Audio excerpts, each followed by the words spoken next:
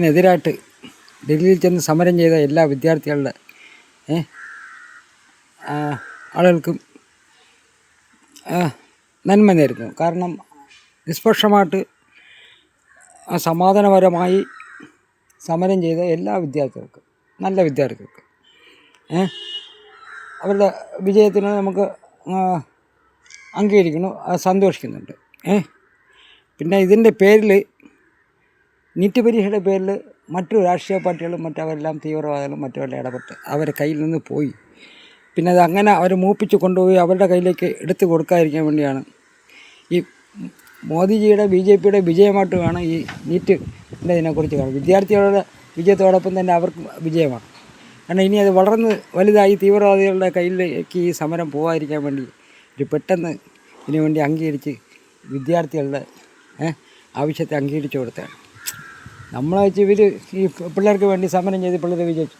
അതല്ല, ഇത് അവരുടെ കയ്യിലോട്ടെങ്ങും പോകാതിരിക്കാൻ വേണ്ടിയാണ് അങ്ങനെ ചെയ്തത്. പിന്നെ വേറൊരു കാര്യമുണ്ട്.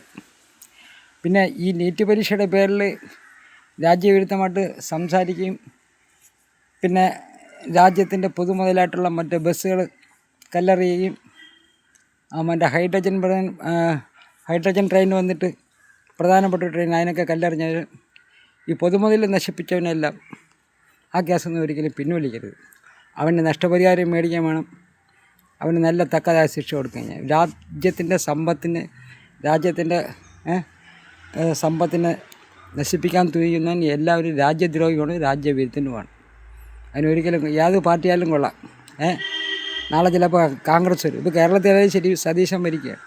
നാളെ ഒരു മാർക്സിസ്റ്റുകാർ വന്നിട്ട് സമരം ചെയ്ത് ഒരു 10 ബസ് കല്ലെറിഞ്ഞ് കഴിഞ്ഞാൽ അവനൊക്കെ വെറുതെ വിടും. സമരം വിജയിച്ചെന്ന് പറഞ്ഞിട്ട് പരാജയപ്പെടുത്താൻ വിടാൻ പറ്റും. സമരം അങ്ങനെയല്ല ചെയ്യാനുള്ളത്. അവസാനം ജനശ്രദ്ധ കിട്ടാൻ വേണ്ടിയിട്ടാണ് ഇങ്ങനത്തെ ഈ പോരുകളൊക്കെ കാണിക്കുന്നത്. ശരിക്കും ഒരു സമരം എന്ന് പറഞ്ഞാൽ ഒരു അപേക്ഷ കൊടുക്കുക, ഇത് ചെയ്യുക, നടപ്പിലാക്കില്ലെങ്കിൽ ജാഥ നടത്തുക, സത്യാഗ്രഹം ഇരിക്കുക. സമാധാനപരമായൊരു സമരം ചെയ്യുന്നതോടെ എല്ലാ വിഭാഗം ആളുകളും പിന്നെ അവരുമായിട്ട് വിളിച്ച് സംസാരിച്ച് അത് ഒത്തീർപ്പുണ്ടാക്കി വിജയിപ്പിക്കുക. അങ്ങനെയാണ് അതാണ് ഒരു സമരത്തിൻ്റെ ഒരു മനോഹരമായ കാഴ്ചപ്പാട്.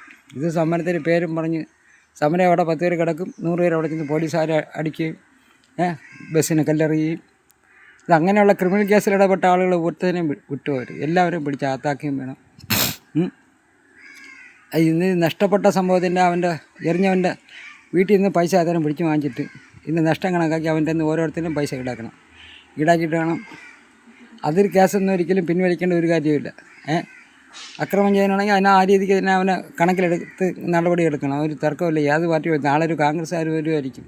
ഇനി രാജ്യത്തിൻ്റെ സമ്പത്തിന് നമ്മൾ ഓരോ പൗരന്മാരും നികുതി കൊടുത്തുണ്ടാക്കിയ സമ്പത്താണ്.